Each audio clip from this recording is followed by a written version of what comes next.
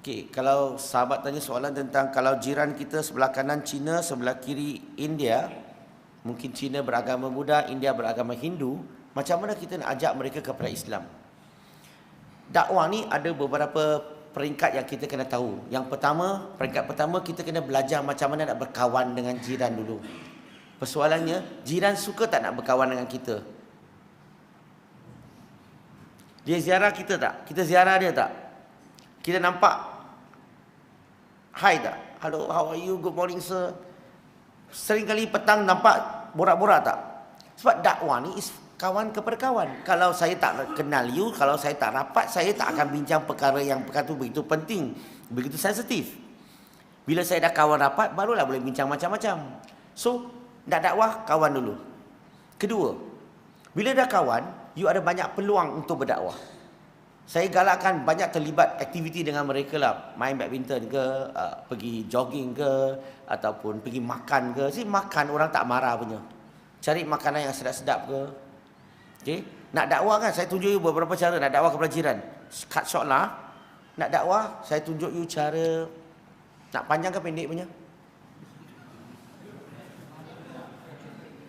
Okey, macam ni.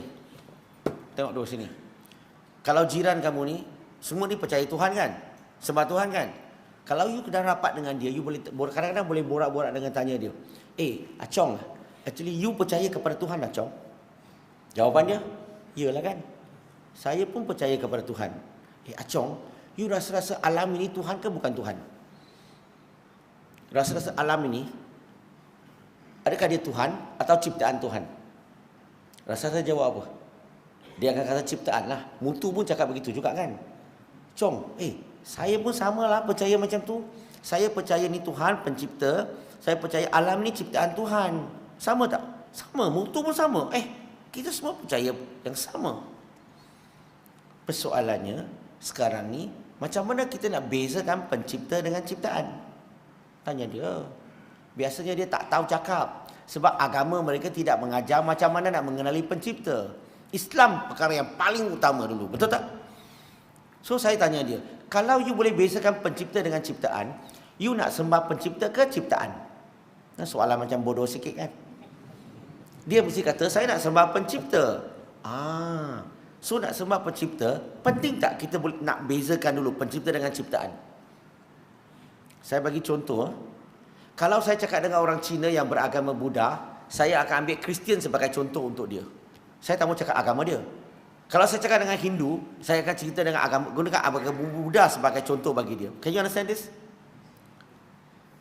So saya tanya je, saya akan bagi contoh. Contohnya di Buddha kan, saya cakap dengan dia, contoh. Dalam agama Kristian pun mereka percaya kepada Tuhan, pencipta dengan ciptaan. Tapi Kristian hari ini, mereka sembah pencipta ke mereka sembah manusia, Jesus Christ? Hari ini ramai tak orang sembah manusia? Manusia ni Tuhan ke? Kalau dia tak faham, saya tanya dia, Acong lah, you boleh bezakan tak lelaki dan wanita? Dia mesti cakap boleh kan? Macam mana kamu boleh bezakan? Kamu tahu ciri-ciri lelaki kan? Kamu tahu ciri-ciri perempuan kan? Ada keliru tak? Ada kemungkinan tak kamu nak teka perempuan akhirnya kahwin lelaki? Tak ada kan? So kamu boleh bezakan, kamu tak salah masuk tandas kan? Clear. Sekarang ni, kalau kamu jelas lelaki dan wanita, kamu nak kahwin wanita, kamu akan pergi cari wanita. Kamu tak akan keliru.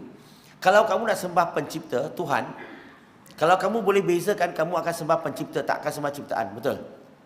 Okey, sekarang ni macam ni. Saya tanya sikit. Kalau you boleh setuju, cakap dengan saya. Tak boleh, beritahu saya. Saya bagi beberapa ciri Tuhan. Tengok boleh terima tak? Pertama, ciri pertama. Saya kata, kalau nak jadi pencipta, syaratnya dia mesti Tuhan yang kekal. Ever living. Boleh terima tak? Biasanya saya tanya semua boleh terima. Kedua, pencipta ni dia tiada permulaan, tiada akhir. No beginning, no ending. Kita semua ada permulaan, ada akhir. Kita lahir, kita akan mati. Pencipta, tak. Setuju tak? Biasanya mereka boleh terima. Yang ketiga, si pencipta menciptakan alam ini. Alam ini, segala-gala dalam alam ini, kalau kita belajar fizik, mesti ada masa, ruang dan jisim. Maksudnya apa? Segala-gala yang ada masa, jatuh dalam masa, ada ruang, ada jisim, ini semuanya adalah ciptaan Tuhan. Pencipta ni dia tak ada masa, tak ada ruang, tak ada jisim. Boleh setuju tak? Biasanya mereka boleh setuju. Saya tanya dia yang keempat. Pencipta ni, pencipta yang sebenar, dia tidak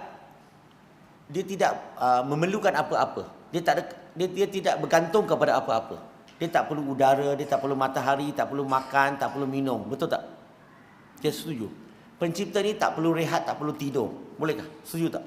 Kalau dia boleh terima 5 perkara ini, biasanya mereka terimalah. Saya bila tanya balik kepada mereka, boleh tak you tunjukkan saya satu Tuhan yang orang sembah dalam pasaran yang mempunyai ciri-ciri ini? 5 ciri-ciri ini. Almost all. Cakap apa? I can't think of anyone. Dia kata, tak ada. Kalau dia kata tak ada, sebenarnya dia sudah lafaz la ilaha.